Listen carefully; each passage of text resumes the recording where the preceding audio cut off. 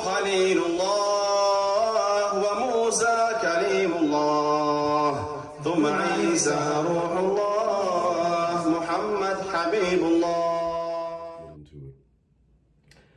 Bismillah walhamdulillah. Bismillah walhamdulillah wassalatu wassalamu ala rasulillahi sallallahu alayhi wa sallam. Allahumma la sahla illa ma ja'altahu sahla wa anta ya hayyu ya qayyum taj'alul hazna idha shi'ta sahla. Thereafter, we're going to go into the points of clarity. So some common questions that came after the section in regards to the qualified groom, which you guys are familiar with already. And questions, they build up. Sometimes questions may not be to the chapter that was just described, but maybe after the student reflected on some previous points, they would bring their question forth. So there's no need to be shy in regards to the student of knowledge, so long as he asks the appropriate questions in their appropriate places. And also being mindful of the audience as well. So the question was, who conducts the marriage contract for the boy? Because we spoke that in regards to the age of the bride and groom, a young boy could get married. So his father could. And if his father's not around, then grandfather. What is the judgment of serial marriages? So if someone is married to a woman, then marries a second one without divorcing the first one, so now he has a second wife. Then he divorces his second wife, then he marries another woman. And mind you, he's keeping the first wife the whole time. So if his wife is Zainab, and then after Zainab, he went to Fatima. Then he divorced Fatima, and then he went for Yasmin. Then he went for, after Yasmin, he divorced her, and then he went to Aisha. I'm just naming miscellaneous Muslim names. But Zainab was always around. He never got rid of his first wife. If he does this with the intention of, each time I marry with the intention of divorcing, yani just to hop from one woman to another, then he is included in the hadith of the Prophet sallallahu alaihi wasallam. This is not good, even if someone says, but I kept my first wife though. There's a hadith that literally means Allah does not love the deed of those who taste, or Allah does not honor the deed of those who taste. Means that it is ugly to marry just for a sexual experience and then to get divorced.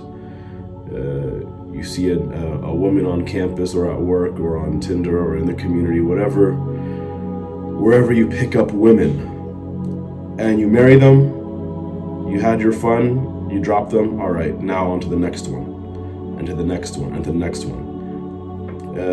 And that's your intention. Even Shaykhuna rahmatullah alayhi said this is very ugly. Some people, because they are deprived of the prophetic light, the prophetic sunnah, they have the attitude of, well, it's not haram, is it? And so that's how they live their life. MashaAllah. May Allah protect us from such people. Protect us from being like that. Allahumma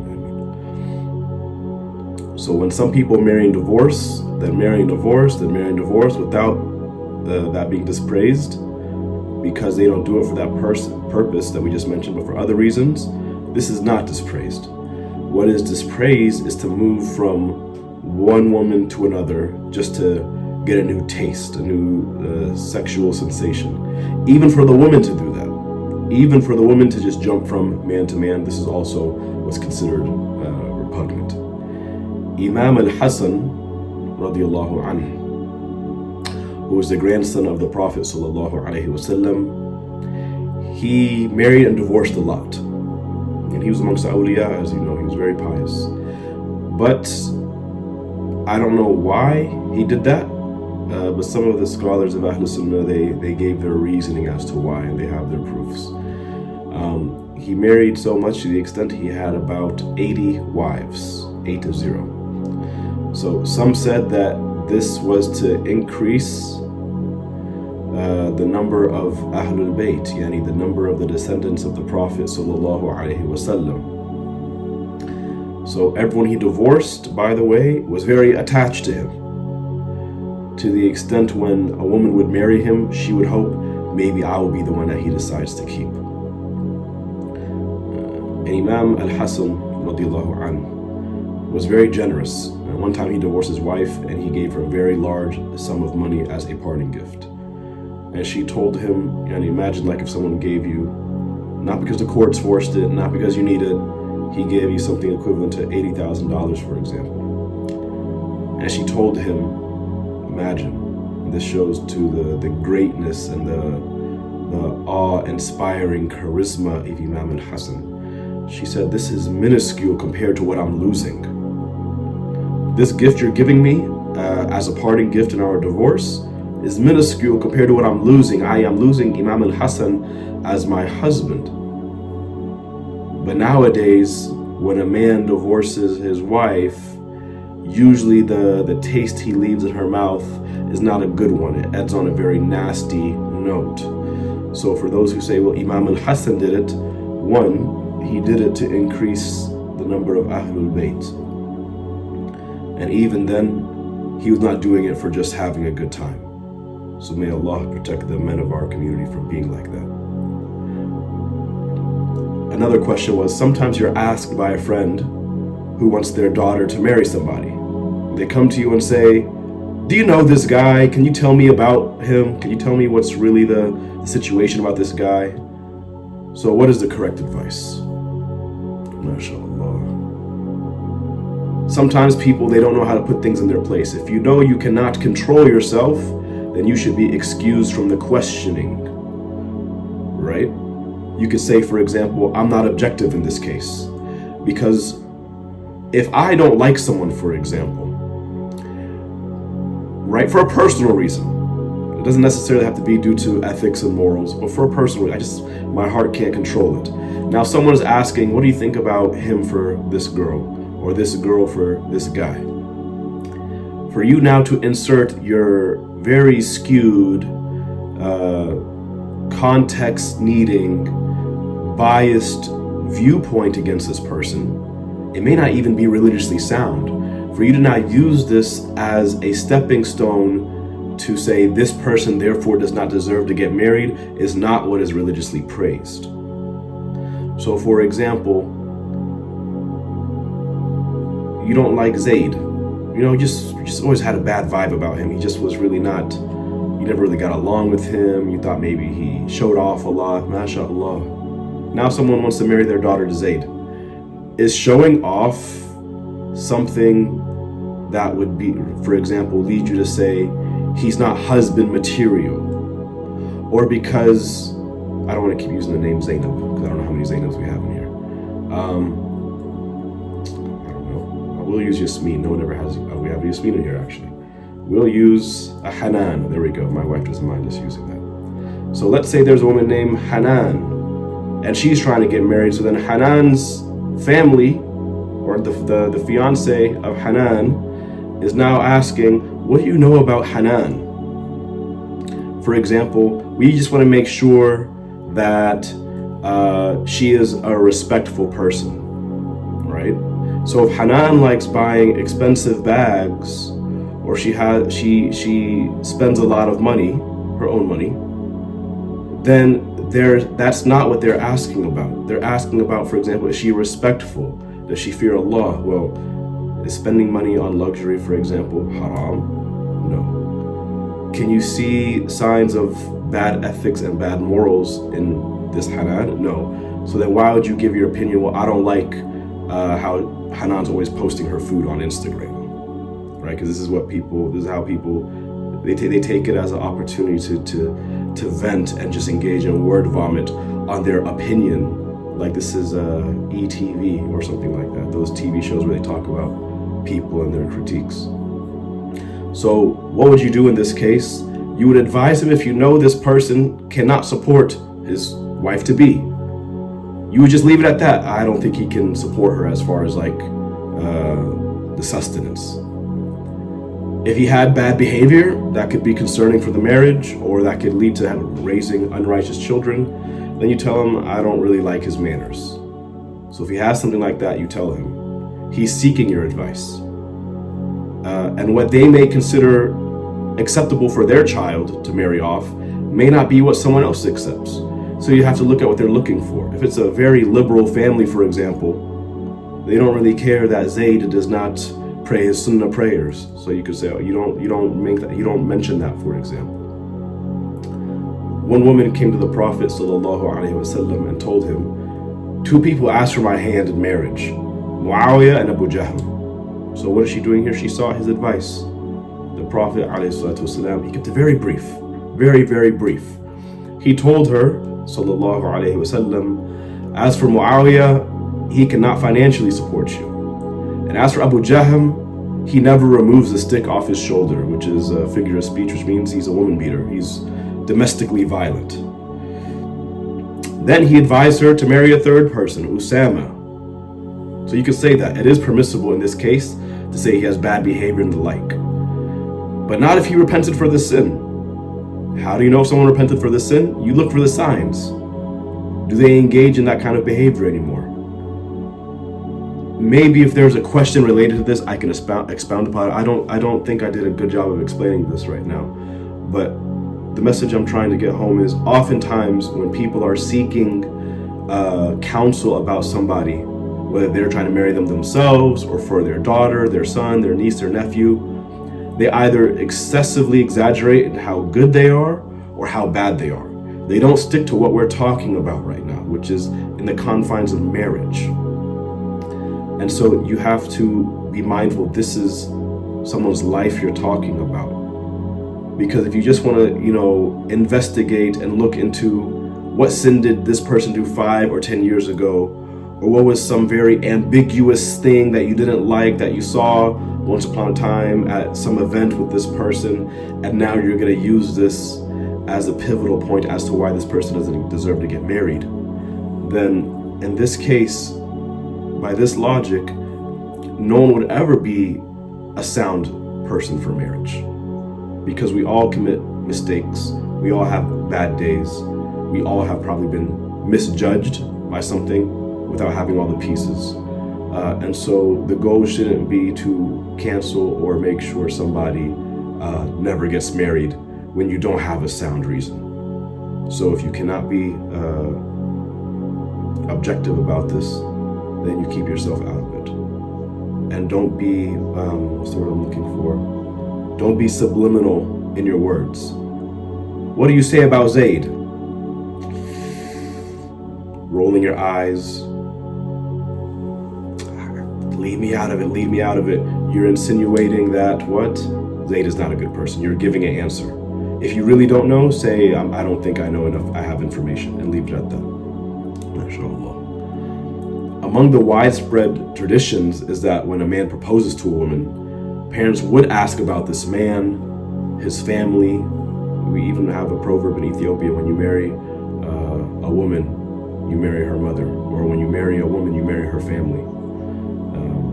So they would do that. They would ask about this man and his family, his circumstances. If someone asked about you that, then what would be your responsibility to this person? If they asked you about this. Here, you're obligated to advise this person and to give them the due advice that is given in that situation. Give a holistic picture. Don't just give don't hyper focus on one point and then leave out the rest, because then it's not going to be accurate. Even if you are asked about a friend or a brother, even your own son, you have to be honest. Some people will hide this person's current alcohol addiction, or this person's current credit card scamming issues, or this person's current domestically abusive behaviors, or this woman's current inability to respect any male authority. They will cover it because they want to see their homie, their girlfriend, their beloved son or daughter get married. But remember, you're marrying them off to someone else's son or daughter. And so you lead, or you generate a circumstance where now you have a lot of chaos generating, because one couple can have a domino effect when they're not happy, not just to the children they raise and how those children turn out, but friends influence friends. Friends get hyped off of friends. Friends' marital issues, when they hear it, they feel like it's their marital issue, and then they start projecting their insecurities about marriage in the future, or they go take it out on their spouse. For example, there will be some people, because they don't have adab, They don't have patience. They don't have conflict resolution skills. The only time they'll speak about their spouse is when they're with their friends, and they all hype each other up. Then the spouse goes home, and the spouse starts looking at their spouse like they're a monster. Like, you disgust me. You're probably out cheating. Or hey, you're probably planning to run up the credit card and then leave with your high school sweetheart, or whatever waswas has been generated from this gossip session you just left. MashaAllah. It was mentioned that there was a woman who had a son, and he, to say the least, was not a good man. He was a major sinner in every sense of the word. And he blatant with it. He didn't even try to hide it or to repent. So he went to his mom and told her, I want to propose to a woman. What would most moms say? MashaAllah, Alhamdulillah, maybe she'll change you. She wants another woman to raise her son and to fix her son. But what did this mom say? She said, you're not a suitable suitor. You don't need to get married. He didn't listen. And in our tradition, the mother goes with the man when he proposes. So she went with him to the house of this woman, and they met the family, right? The family, they wear their nice clothes, they meet, everyone on their best behavior. And while there, what did she say? She said, I came here to tell you, do not give my son your daughter in marriage. He's not a suitable person. She had an obligation to advise these people against giving their daughter to her own son in marriage. So in this particular case that was mentioned, they did get married. The mother of the daughter said, I felt like the mom did not like me, so that's why she said that. So I ignored her and got married. Until this day, I live in misery. So you see how her ill thinking, she didn't appreciate the honesty, maybe because honesty is rare. She thought that this mother was feeling like, you're not good enough for my son, so I'm going to outsmart you and I'm going to marry him anyways. And they live in misery, mashallah.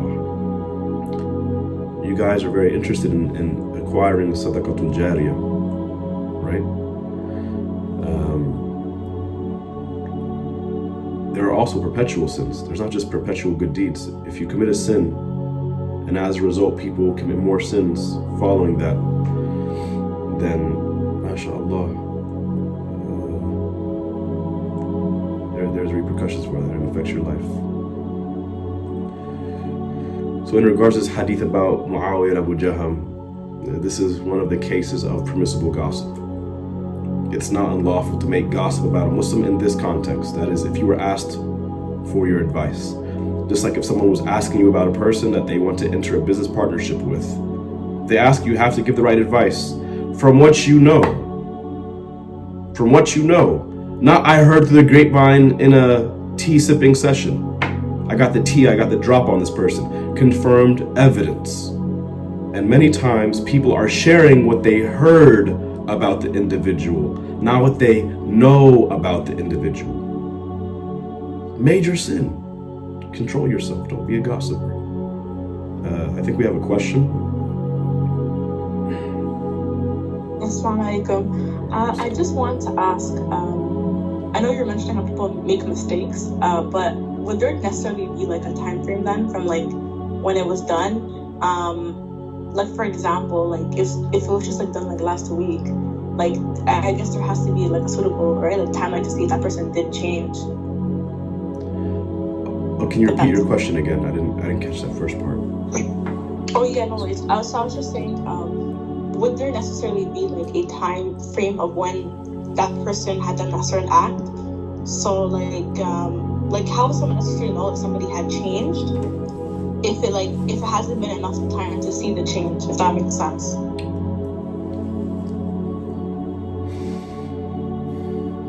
You look at their habits when the spotlight's not on them.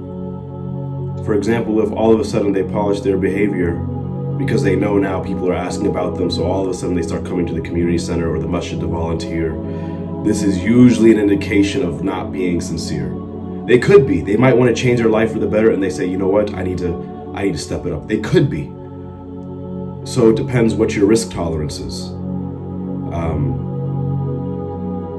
There's a big difference between someone who, as far as last week, everyone still judged him as an alcoholic, and someone, for example, who eats haram meat, and someone who doesn't care for the knowledge, and someone who is a womanizer, or likewise for women who engage in their own forms of nonsense. And then within a week they had a turnaround, and it happens to be the week that they're about to get engaged. This is usually far-fetched. So one should do the due diligence without the person knowing. Because sometimes people know ahead of time who's going to be asked, right? They know ahead of time who's going to be asked.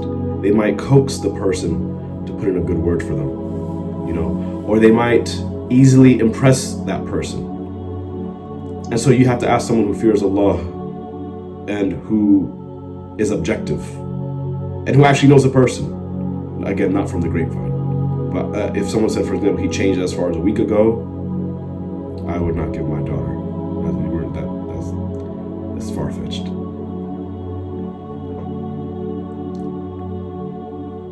I think, Ahmed, did you unmute your mic?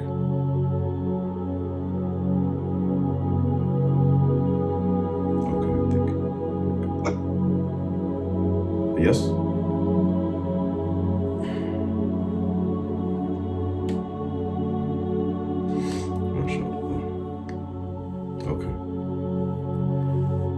If someone came and asked for your advice and you wanted to advise them, then do not add to the amount needed for the advice.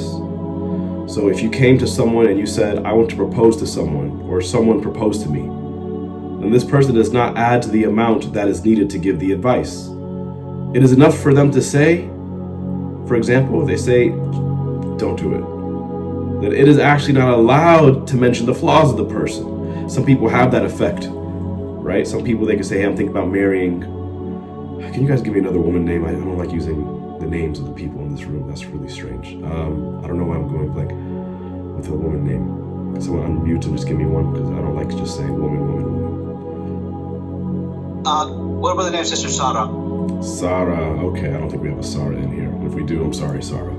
So, all right. So, Sarah. All right. Some people have that effect. So someone says, I want to marry Sarah. Some people could say, just trust me, just keep it moving. In this case, then if that's enough, then you leave it. But if you can tell the person, they'll take your word for it, but they just want to know the drop, you still don't share it. If they're saying, look, I need to know, I can't just cut someone off. This person has feelings. It might be something I'm willing to bear. For example, I don't mind if Sarah is a spendaholic, I have money.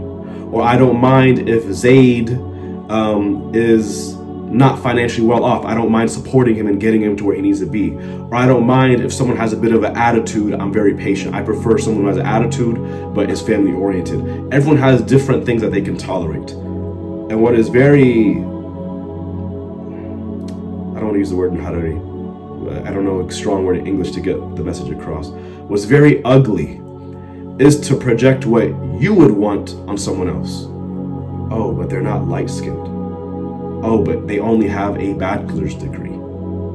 Or he's only 5'7". What business is that to you? They didn't ask about all that. Because sometimes you will dissuade someone from going for a very good suitor because they're afraid of what my friends are going to think. And what happens when people want to get married but they don't get married? A lot of trouble. To say the least, a lot of trouble. We're not just talking about OnlyFans. We're not just talking about smoking weed to get off the stress. We're not talking about just being a player or a play girl, having what they call a hot boy or hot girl summer. There's many repulsive repercussions that come as a result of that. So be sure to give very concise, cut and dry advice. And similar to this advice, and actually more important, it is to warn against the one who cheats people in the religion, such as one who gives invalid judgments or explanations of the Quran and the Hadith, and teaches the opposite of what came in this corpus. You would warn against such persons. You would not stay quiet. So this would protect the religion and would not disunite Muslims. Some say, why are you always warning? These people are cowards. And they actually don't want to sit down and talk with the real lions and the real mountains and pillars of Ahlul Sunnah.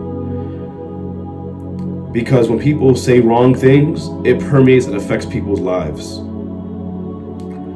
I'll give a very, very simple example, and this is not to hurt anybody's feelings. How many people, whether it's to increase their followership or their popularity or to look modern, I'll use two, one issue that affects men and one issue that affects women. And so that way you guys don't feel attacked, because some people, they have waswas. They can't hear a case without thinking he's talking about me and he's attacking me. How many people have rode and just overdid the hot button conversations in regards to Mahr and polygyny? Two very sacred parts of our religion, right? To the extent where the man who wants to engage in polygyny, people are pocket watching him and clock watching him. Can you even handle two wives? You can't even handle one. Or do you even have the money for that? And again, maybe the next wife, she'd be happy to pay some of the bills, just like many wives do. Maybe he knows that he has a large sum of money in investments. Maybe he's willing to buy a property down the line in a year or two, and he owns that property. He bought it cash. It's a foreclosure, for example. And so paying the nafaqah in regards to lodging is not really an issue. It's not an ongoing cost.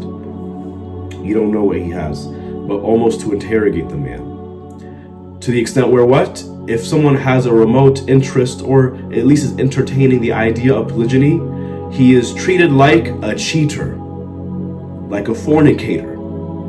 And this is something holy in our religion. On the flip side, a woman who wants a $2,000 mahr, she is spoken to as if you are equated, as if the mahr is synonymous to her value.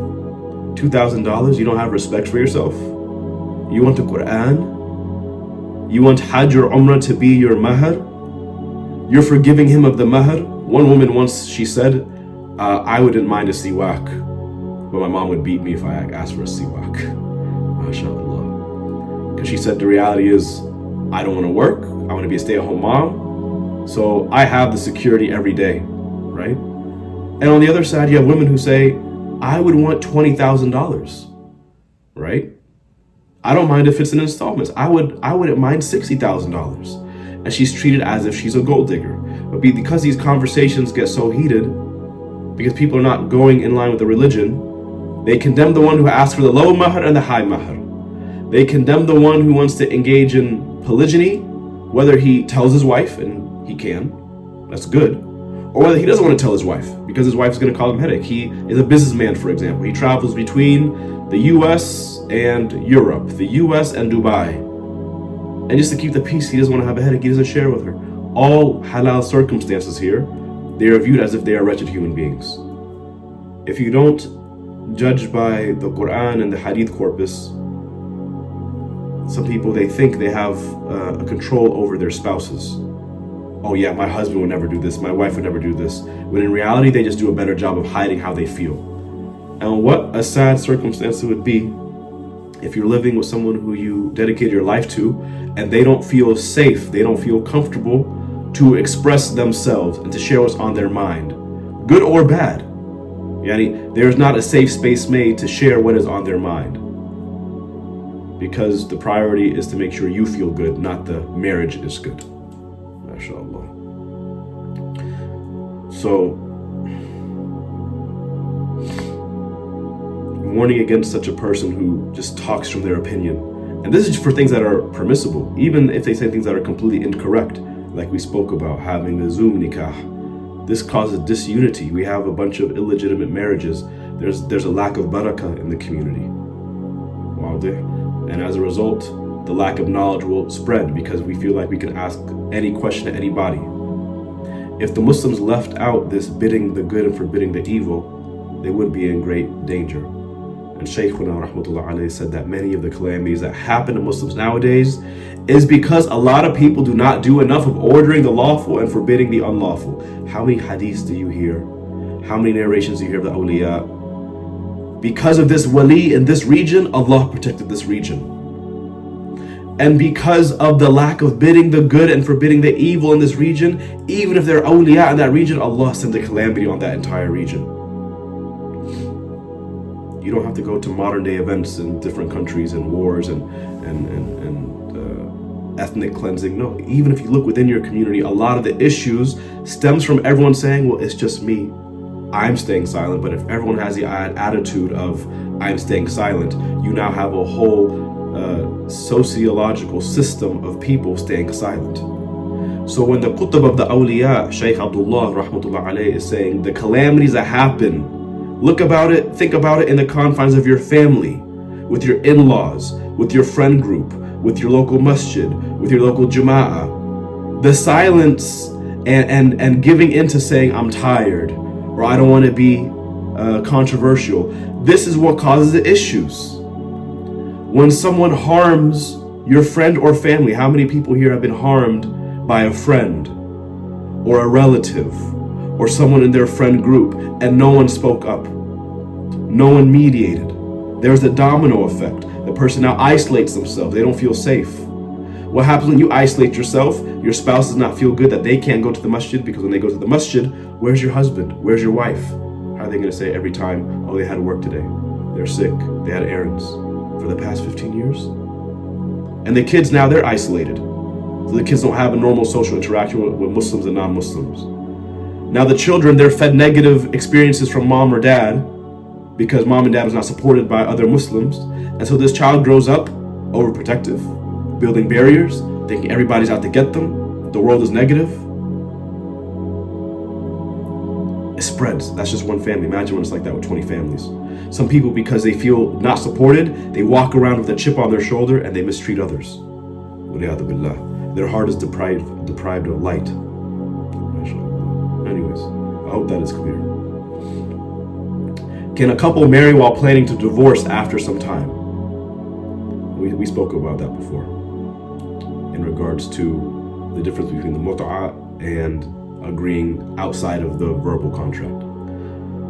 So regarding the saying of Imam Ali, rahimahullah wa rahmatul wasi'a wa karamallahu wajhah, if someone says, wasn't this a temporary marriage?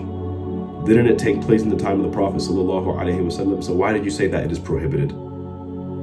This mut'a, it was permissible during the time of the Prophet sallallahu alaihi wasallam until the Battle of Khaybar.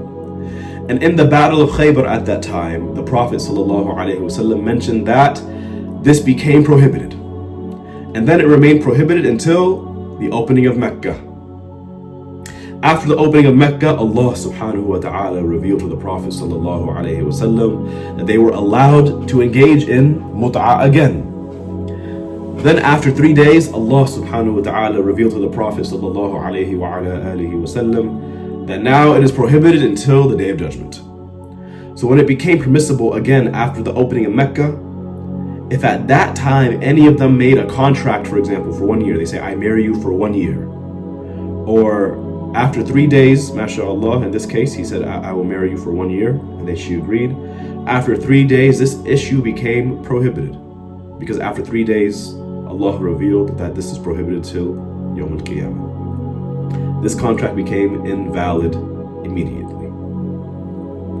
The Prophet ﷺ said, the one who made such a marriage contract, let him separate from the woman with whom he made this contract, because Allah made it prohibited until the Day of Judgment. And there is a wisdom behind making it lawful for 3 days. Because when the Muslims opened Mecca, they were far away from their families. So Allah made it lawful for them to have this temporary marriage. But then after 3 days, Allah made it prohibited till Yawm al-Qiyamah, as narrated by Imam Muslim. Because it became again lawful for 3 days after the opening of Mecca, pay attention here for those who know how to read between the lines, who know how to extract wisdoms. Pay attention to this very strong moral of the story for the student of knowledge. So it became lawful again. So that information spread, its lawfulness. Then after 3 days, it became illegal again till Yawm al-Qiyamah. However, some companions did not know that it became prohibited again. So some of them thought that it was permissible for years after that. Imagine, for years they thought mut'a was valid. Imagine how that spread. We spoke about rumors earlier, right? Imagine if you spread a rumor and years later it became clarified. By then, how far did that rumor spread? How long people believe it as a fact? Likewise with this. They did not hear about the Prophet ﷺ prohibiting it after that. And this is the case with Islamic knowledge. I'm going to pause here. Many people, they will say, but I heard this sheikh said this. But they don't know that the sheikh later on clarified the case or changed his answer, or that he said, I made a mistake. Or they don't learn what the mu'tamid of the madhab is, yani the reliable saying of the school. Or they'll read it in a book. They don't even ask the people of knowledge. They see it, but they don't see, for example, they don't know the context. For example, there are some textbooks, famous Islamic books, they were written by strong people of the A'immah. But some of them were students of knowledge. So they weren't as strong at the time. Like in Photog, he was a student of knowledge when he wrote that book. And it's a famous Shafi'iyy Fiqh book taught in like Malaysia and Indonesia. It's widespread. And on the other hand, you have people, they author books. They write throughout the middle of the night. And so an example I heard the other day, I won't give the example, but there are many examples where someone's writing because of tiredness, slip of the pen, whatever it may be, they make a mistake and it spreads. They author more books in the future, and those future books don't match the mistakes in the first book because, for example, they weren't tired or they didn't have the slip of the pen. This is why you have to learn your knowledge and then review your knowledge and then refresh your knowledge. Don't say, I just took the Fard al-Ain. Don't say, I learned Bab al-Salah. Keep learning from multiple routes. And the routes will strengthen each other if they are sound routes, mashallah. And whatever was mistaken within those routes, because all of you guys, all of us are going to make mistakes in regards to relaying the knowledge, except for the prophets, alayhimus salam. This is our aqeedah. When you keep updating, you get more clarification, you get more reaffirmation, and you get corrections. So after Umar ibn al-Khattab became the caliph, this is why he mentioned it in his speech to the people in regards to the prohibition of the issue. So the Prophet ﷺ mentioned it. Then he passed away. Then Abu Bakr radiallahu anhu, he was a khalifa. Then he passed away. Then Umar radiallahu anhu, he became the khalifa. And he mentioned this issue so everyone would know about it. Despite that, a few people still were not aware. So imagine, some people to this day, they're not around because they're busy with work, friends, family, isolating themselves so they don't see it on social media, isolating themselves from Muslims so they don't hear from the Muslims. And then when it comes to a certain mas'ala, a certain case in religion, well, I never heard that. MashaAllah. Even Abdullah ibn Abbas, who was a very knowledgeable scholar and the cousin of the Prophet sallallahu alaihi wasallam, he thought muta'ah was permissible until one day Sayyidina Ali radiallahu anhu wa karamallahu wajha heard him saying it was permissible. He told him, ala kuf an hadha, stop saying that. Innaka rajulun ta'ih, which means you are a lost man. Imam Ali is telling the great scholar, the great wali, Abdullah ibn Abbas, don't say that, you're lost. That is, he's lost in this issue. You're not saying the right thing. So imagine nowadays, people don't have the status of the companions. They don't have the status of the talib al-ilm. They say, well, I never heard that. Or I spoke to a few people about it. Or I saw the first 3 or 4 links on Google and it says otherwise. La hawla wa la quwwata illa billah. Can a man qualify as a witness if he repents before the nikah? If a man repents in the session of the marriage contract, then yes, he becomes adil, presuming his sins don't have other conditions. For example, if I had fruits at my house, or Fulan has fruits at his house, and he turns these fruits into wine, and he drinks it in the confines of his home, then he repents in this marriage session, sincerely, before he becomes a witness, before the nikah starts, he becomes adil. Because you have to leave out the sin. He says, you know what? He dumped out the alcohol. He threw it away. He regrets it, and he knows he's not going to go back to it. And he's not repenting because he got caught. He doesn't feel ashamed because he got caught or exposed. He actually feels bad for it. This case, that sin is erased. But how about, in this case, Fulan, now there's another mas'ala, he owes this person money, or he engaged in this unlawful transaction. Or he has Tyson's chicken tenders in his freezer, or he has leftover carne asada from Chipotle in his refrigerator. He bought meita. When you engage in an invalid contract, yani a tijara, buying and selling, or when you make an invalid transaction with another Muslim or non-Muslim, or if you spoke bad about a Muslim unrightfully, Now, unlike the conditions we mentioned earlier, you have to leave out the sin, you have to be firm not to go back to it, you understand, you guys know how to repent validly. Then there's extra conditions now. If I buy, for example, I won't pick it up, but someone once gifted me a bottle of cologne, right? And it was najis, it had alcohol in it. Let's say I bought it. Because the contract is invalid, the money that the vendor has, he doesn't own it. And this cologne I have, I don't religiously own it. It's not a sound ownership. So I have to go back and return that item, and he has to return me my money because we unrightfully have each other's property. Now, if you guys have questions about, well, how about if I did this for years, I'm trying to repent, you guys can ask me outside of the session, inshallah. But I'm just trying to paint the picture of why it's not as simple as he made istighfar during the nikah session, so therefore he's adil. So be mindful of who you invite to be a witness. That's why it's recommended to have many Muslim men come, because if you invite 50 people, you invite 100 people, at least 2 of them are more likely to be valid witnesses as opposed to invite 3 or 4 people. MashaAllah, at random. Of course, if you invite 3 or 4 pious people, that's good, but the more the better. The question is, you mentioned that there is no age limit regarding the marriage contract. However, there is a certain age that a woman can do the contract without having her guardian, according to Abu Hanifa. So what is this minimum age she must be? So this would be 18 lunar years. That's like 17 and a half Gregorian years. So if a woman is under 18 and she is with valid witnesses, she cannot make the marriage contract. If she's under 18, she cannot do it. Again, there's many details. There's even a minimum mahr requirement in the Hanafi school. And like we mentioned before, if the father finds out about this secret marriage without him giving her away, then he can breach the marriage contract himself. And I'll just leave it at that. I won't go into any more details in regards to that.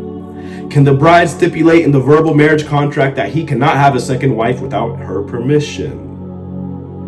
If a woman verbally stipulates in the marriage contract that her husband does not marry another woman without her permission or her notification, this is weightless. This is invalid. If someone says, yes, but I heard, qala wa qila, then they can bring the resources. But in the Shafi'i school, this is invalid. And some people go as far because they don't know how to control themselves. Well, which school is it according to so I can go do my marriage in that school? Okay, so you do realize there are conditions, there are integrals, there are different rules of divorce in different schools. You want to learn the whole school just so you can get this rukhsah? If you find the answer, mashallah. Also, similar conditions that do not comply with the purpose of the marriage contract are weightless. So on the flip side, if the husband puts in a contract, she relieves me from ever having to pay the bills. She's my sugar mama, for example. This has no weight. This has no weight. He still is obligated to pay the bills if she does not relieve him from that. So that's the end of the points of clarity. Now we're going to talk about the mahr payment. So it is an obligation upon the husband to pay the mahr to his wife. And it may be due immediately or it may be postponed. It could be in installments. If it is due, then whenever she asks for it, he gives it to her. If it is not due immediately, then it is postponed. Then when it becomes due, for example, she postpones it, say, you can pay it to me in a year, recuperate your finances. Then when it becomes due, he must pay it. He is a sinner. He is unjust if he doesn't do so. If they cannot agree on a mutual mahr, then she deserves a mahr of women of her status. However, it is better to agree. Status here is defined by what her sisters and aunts received. The age of the bride, the beauty of the bride, the Islamic knowledge of the bride, the virginity of the bride, the eloquence of the bride, and the righteousness of a bride or the bride. How do you put a price on that? How do you decipher what is fair if she has the best of the best on those in those boxes, so to speak? She checks all of those off. So it's better to agree.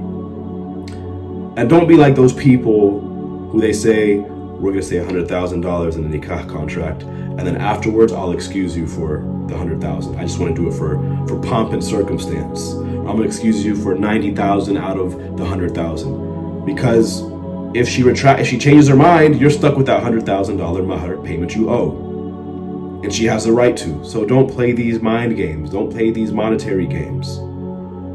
And on the flip side, husbands, don't fall into a haram just so you can pay optional things. What does that mean? You're not obligated to pay her health insurance. You're not obligated to pay her car note. You're not obligated to take her to restaurants.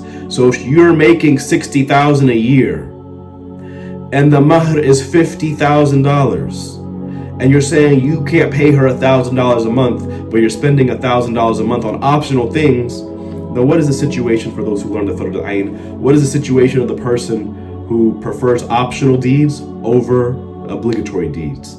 In other words, they prioritize optional deeds while neglecting the obligatory deeds. This person is delusional. They are delusional. MashaAllah. Moreover, if they conduct the marriage contract and they mention in the contract an amount as a mahr without mentioning the due date, they don't say next week, whatever, then the mahr is due immediately. And when the marriage contract is concluded, the mahr is due. If it is postponed until a certain due date, then the mahr becomes due on said due date, and he must pay it. And she reserves the right to withhold sex from him until the mahr is paid. However, if she consents to sex one time, then she gives up this right. She can't say, you know what, I want to take the judgment of where I don't have intercourse with you. Once she gives it up one time, then after that, she loses that excuse, if you want to call it that, for lack of better words. And the mahr can be an entity of monetary value. That is, it may be an item permissible to be sold, or it could be a sought benefit.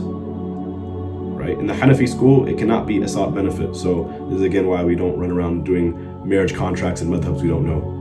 For example, a mahr can be 50 dinars. Dinar is a golden currency. It could be 20 dinars. It could be 20 dirhams, which is a silver currency. It can be teaching the wife how to recite Surah Al-Yasin, the tafsir of Surah Al-Yasin, how to read and write if she is illiterate, how to sew, how to cook. These are sought benefits that are sufficient as mahrs. In the Hanafi school, as we said, it must be monetary, not a sought benefit. And it is recommended for the mahr, for those who love the sunnah and say, I wish you were like this sheikh or that sheikh, I wish I married a pious person. Tayyib, request the mahr of a pious woman. It is recommended for the mahr not to exceed 500 silver dirhams, which is the equivalent as of September of this year, September 2023, $1,100 US. And for those who penny pinch, $1,117.71. So the Prophet ﷺ did not pay more than this amount as a dower for any of his wives, nor did he agree to a dower more than this when his daughters married. And there is no legal limit for the mahr. Therefore, if they agreed upon a qintar, which is 1,200 ounces of pure gold, this is the equivalent as of September of 2023, $2,124,434.52.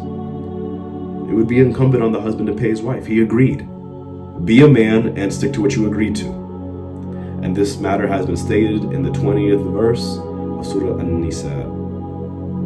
The Prophet ﷺ encouraged a Muslim to make their mahr facile. Don't make it burdensome, make it easy. How many people choose not to get married because they can't afford the mahr, the ring, the megeber, the wedding hall, the house he has to buy because he's not allowed to rent an apartment because that shows that he's broke, right? You see all these unnecessary social stressors. The Prophet ﷺ said, خَيْرُ الصَّدَاقِ أَيْسَرُ. It was narrated that the Prophet ﷺ said what means the best amongst the mahrs is the easiest, as narrated by Al-Hakim and Abu Dawood. So this teaches us that it is better to have an easy bridal payment. But I want $50,000 might be the counter response. Or hey, he didn't say it's haram. But when the Prophet ﷺ gives an advice, should we be so quick to write it off? It's not recommended it's high. But if you're used to just gossiping and hearing about how this husband did this husband did that, when you learn the chapters of mu'amalat, the chapters of dealings, the fuqaha have mentioned usually when the husband partakes in haram income, it's a result of the consistent and the excessive requests of the wife and the children. Right? You even see it in the movies growing up. Dads always feel bad that they can't provide toys for Christmas. It's real. It's not just in Christmas, outside of Christmas. It's during Eid. It's during birthdays, although we don't celebrate birthdays. We don't partake in pagan customs. But you get the gist. Throughout the year, even outside of a holiday, the needs I have to provide, because a man's value, unfortunately, is synonymously correspondent to his ability to provide. As soon as he is no longer to provide consistently, he feels and he is treated as if he has no value. MashaAllah. So there's very dangerous repercussions to that. This is not how you show that you care for your daughter. This guy pays more, so we're going to go with him. Picking someone who thinks of Allah subhanahu wa ta'ala and his actions, a righteous man, this is how you show care for your daughter. The Prophet sallallahu alaihi wasallam, he cares about this nation more than any of you guys, more than any of us could. A poor man actually came to him wanting to marry a woman, and the Prophet sallallahu alaihi wasallam said, "Do you have any money?" Meaning for the mahr. The man said, "No, I don't." The Prophet sallallahu alaihi wasallam told him, "Go and look, maybe you'll find something." This man, he went, he looked, he came back, and he said that he couldn't find anything. The Prophet ﷺ said, find anything, even if it's a ring made out of iron, for example. The man went and could not even find a ring made out of iron. And our houses are bursting at the seams. Every drawer, every closet, we have something of monetary value, even a pen. MashaAllah. Can you imagine today if someone presented an iron ring, not because he's making good money and he's just being a cheapskate, this is all he has. Or his shield, for example, or the only Quran he has. If he presented this to a girl in her family nowadays, but this man told the Prophet sallallahu alaihi wasallam, I can't even find a ring made out of iron. The man remembered something and said, Ya Rasulullah, I have my lower garment that I'm wearing, his izar, his marto, his lungi. Subhanallah. The Prophet ﷺ said, what would you do with that? If you wore it, then she's not benefiting from it. And if she wore it, then you're not wearing anything to cover your nakedness. He had one izar, that's it, one marto. So the man sat quietly. Imagine how defeated he felt, and he wanted to leave. The Prophet ﷺ called him and asked him what means. Do you have anything from the Quran memorized? He said, yes, I know such and such verses. He didn't say surahs, I know such and such verses. The Prophet ﷺ made the mahr for that woman to teach her what he knows from the Quran. And the Prophet did not scold him, he did not ridicule him, he found a way out for him. Ya Rasulullah. Habibullah alayhi salatu wasalam. So it's better for the bridal payment not to be heavy. But even if it was not light, that would not be sinful. If the bridal payment was heavy, this would not be a sin. It is permissible.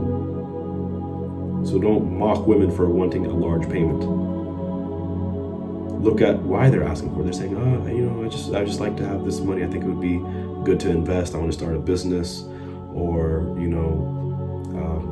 just to make sure you're serious, right? Because a lot of women, they get played, right? They're recommended good guys, and the guys, I don't want to use slang, but he's a hot dumpster fire, so to speak, right?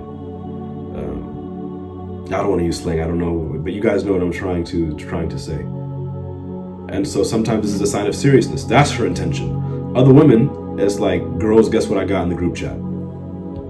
It's more of like a show off, and they want it to be verbalized. It's not obligatory to verbalize it. It's not a condition, or it's not an integral to the marriage contract, but they want to verbalize to show off to the world. The mom wants it, the mother-in-law, the mom of the groom wants everyone to know that, yeah, he has money. The mom of the bride wants everyone to know, look what my daughter she got. Umar radiallahu anhu said one time, "Oh people, don't make the mahr payment high. If I hear that someone made the bridal payment more than 400 dirhams, I'll take whatever is in excess of it and put it in the Islamic treasury." Why did he pick 400 dirhams? MashaAllah. By the way, this amount is under $700, 400 dirhams. So a woman spoke up and said, Imam Umar was known, by the way, to be very intense and rough, but she spoke up and said to him what means, "O ruler of the Muslims, Yani Amir al-Mu'mineen, you have no right to do so." And then she mentioned the verse from the Quran which gives a meaning. If you even give a qintar of gold, which is over 100 kilos of gold, do not take anything from it. In another narration of this incident, the woman asked Imam Umar what means, "Is the book of Allah more deserving of being followed, or is your saying?" Imagine if no one ever corrected him and that spread. He made a mistake. He's not a prophet. SubhanAllah, this is why we bid the good and forbid the evil. We don't stay cowards. And this was a woman, a regular woman, speaking up to who? Not the Amir of the Masjid, not the Imam of the Masjid, Amir of the world. Amir of the entire world. And she said, "Who should we follow, the Quran or you?" And he said, radiallahu anhu, "For sure the Quran is more deserving to be followed. What are you talking about?" Then she responded with the verse of the Quran. So he went back to the minbar and said, "Oh people, set whatever bridal payment you want for your women." This woman was correct and Umar was wrong. Allah, what honesty, so tahir. And a scholar was asked the same question by a man and he answered. But then after this man left, he realized he made a mistake in answering. So how did he react? He had a man go to the market and publicly say, "The one who got this answer from me, yani from so-and-so, then know that so-and-so was mistaken," because he cared about the truth. And he went to a public space and like in a souk, so to speak, and he professed his mistakes so people can find him and tell him the true judgment. He wants to be sure that he tried his best to rectify what happened. So this incident teaches us many significant things. Among them is that whatever goes against the Quran and the Sunnah, it has no weight, no matter who said it, whether a teacher or a student or even a Khalifa. Because some people say, "Well, who died and made you a sheikh?" Or "You know better than so-and-so." Umar, generally speaking, radiallahu anhu, knows better than the woman. Doesn't mean he's now immune. So don't use these logical fallacies, mashallah. This incident also teaches us that Muslim women, even in the past times, used to teach and defend Islam. They had an active role in the community. Most of the books of fiqh and hadith are authored by women. This Muslim woman was addressing the ruler, but she said what means you don't have a right to say such and such. The role of the woman is not just to stay at home, cook for the Eid events, change diapers.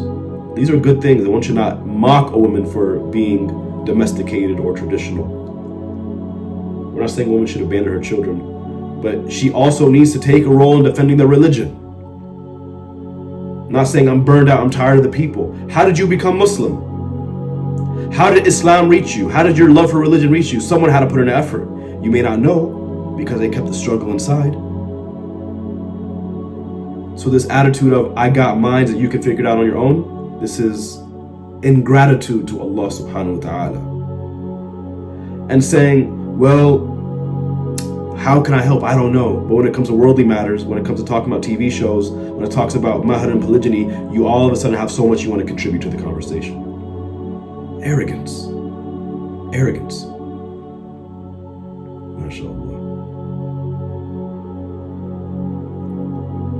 Being a woman does not mean that she cannot become a scholar or a sheikha or an ustada or someone who just supports the religion. She works in a da'wah. People sometimes will say, "Hey, you're a woman, don't do that," and she gets furious. Then on the flip side, if you ask her to do something, she says, "I'm a woman, I'm a princess, I shouldn't be asked to do that." So there's a double standard here. You don't want to be honest. All right, there's nothing to explain. What's understood doesn't have to be explained. There were Muslim women who fought in the battles. And while they were fighting, they made sure to cover their unlawful nakedness while in the middle of the battle. And once there was a battle actually with Safiya. She was left with the women and they had a man with them. She saw someone from the other side, a mushrik, coming to hurt the women. So she told the man, go kill him, he's gonna hurt us. And this one man with all these women. The man did not have the courage to do so in this incident. So she hit him, killed him, and told the man, take his body. I will not touch him because I don't want to touch his unlawful nakedness. He's a man, he's ajnabi. Imagine a woman says, defend me. And he was like, I'm not doing that. Takes a sword, kills him, and imagine how beautiful that scene would be in a movie, for example. He says, move the body, I can't touch his aura. MashaAllah, I can't touch his skin. So don't be a princess to your husband, but don't be a princess in the context of, I am not going to do anything unless I feel like it. Anything that requires effort, I don't want it. But I want to sit at the table and I want to control everything that goes on in the house. This is ajib, yani. I think now on TikTok there's a trend, they call it girl math, right? And now there's another trend where I'm married, so I don't have to do such and such. I'm married, so people laugh and they spread it and they repeat it with their spouses, but the reality, this is not funny. You suffer as a consequence. Your spouse, who you claim to love, and you pick out of 3 billion people, suffers as a consequence of saying, I don't feel like it, I don't have to, I don't want to. MashaAllah. So the bridal payment, yani this mahr, is either paid at the time of the contract or it is delayed. If the husband asked to be given the wife, he asked for the wife to be turned over to him. Here, if he had paid the mahr, they're obligated to give him his wife. Meaning, if the nikah is over and he tells the parents, all right, can you guys send her to my house? Can you guys bring her? If he paid the mahr, they are obligated to give him his wife. Or even if he hadn't paid, but it was delayed, they agreed they're going to pay 1 year from now. Or it's going to be Hajj in 5 years. And they are not allowed to withhold their daughter, meaning his now wife. Only if the bridal payment was immediate, and he's due right now. And as you know, if a date was not mentioned, then it's due immediately. And he didn't pay. They are allowed to ask him, wait, pay the bridal payment first. So women crying, oh, I didn't get my mahr. You should have learned your fiqh. You wanted to get married without knowing the terms and conditions? It's a personal problem. But if the woman or guardian asked to be given more time, she can have up to 3 days. Some women say, give me 3 months, 6 months I have to prepare. You're not in school, you graduated. Job, you need 2 weeks notice. Well, you're learning how to cook and clean in 6 months, it's ajib. Pack your bags. You knew when your nikah date was. Pack your bags ahead of time. You don't get more than 3 days. You don't get 3 days. You don't get 3 weeks, 3 months, 3 years. If she needs time to prepare herself, she's given no more than 3 days. And the parents should not enable that kind of bad behavior. Some parents, because of their culture, they'll do the nikah, and not only will they not let her move in until the wedding a year from now, they won't let them even be alone with each other. Forget even intercourse. They don't allow the intercourse. They don't even allow them to be alone with each other. Likewise, if the father needed time, for example, to give away his daughter, his prized jewel, 3 days.